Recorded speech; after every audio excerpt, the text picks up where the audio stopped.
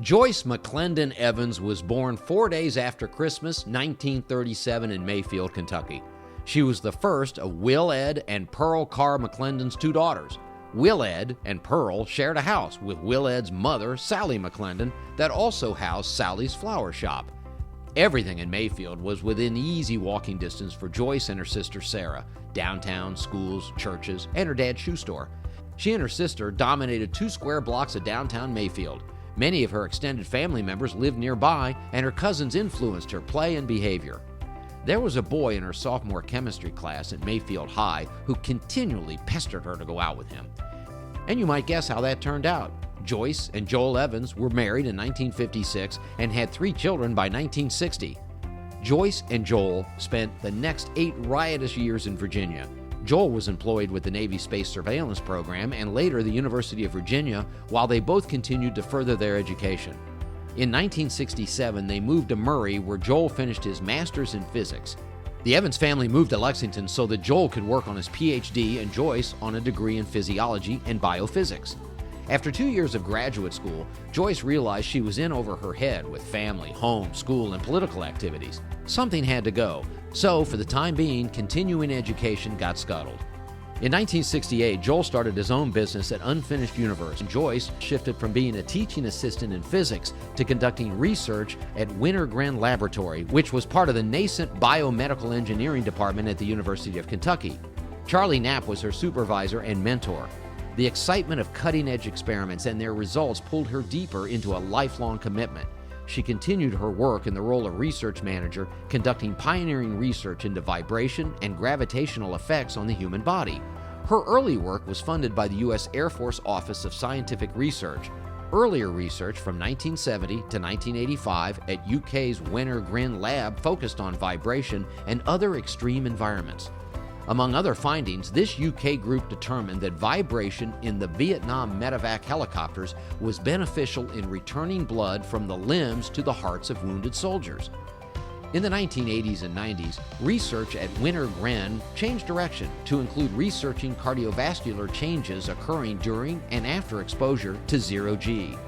Wenner-Gren's centrifuge was not rated for humans, so initial research was limited to dogs and monkeys, and later included humans as larger centrifuges became available around the globe.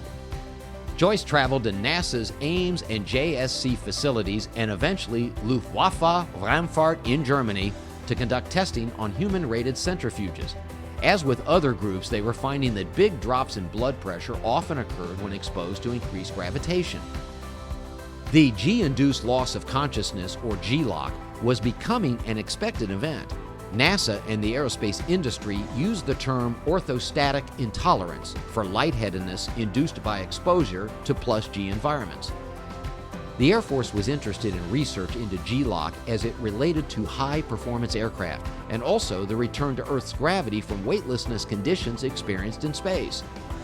Most early studies of G-LOC involved males, and Joyce has advocated that more studies are needed to include both genders, since women and men's physiological differences produce differing results.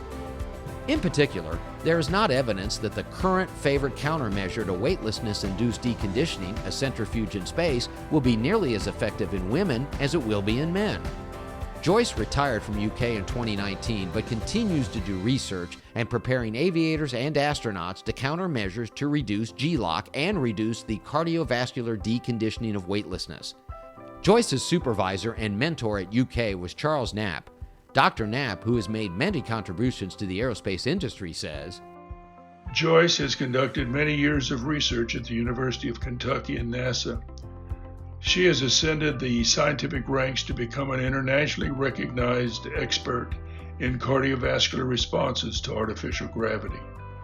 Her groundbreaking work in uncovering significant differences between women and men in their responses to artificial gravity will be critically important to developing countermeasures for future space missions.